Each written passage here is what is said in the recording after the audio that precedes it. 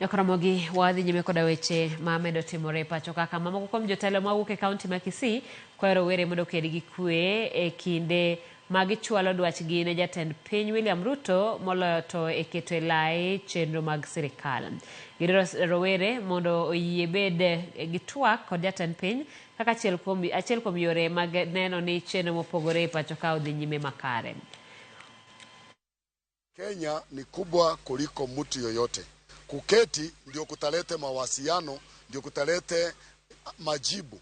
Maana watu wakisa kuwa wameketi, hapo majibu inapatikana kwa haraka kuliko wakati wanaweka misimamo mikali. Rais William Samuel Ruto ni mmoja na sisi tuko wengi.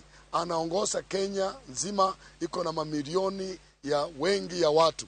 Na tungeomba tumpatie wakati mzuri nasi kama viongozi wa makanisa, opposition na viongozi wa tabaka mbalimbali tuweze kukaa chini na kujadiliana na kupata njia mwafaka ya kusuluhisha yale ambao ya misimamo yao na misingi yao ambao wameweka ambao ni kali.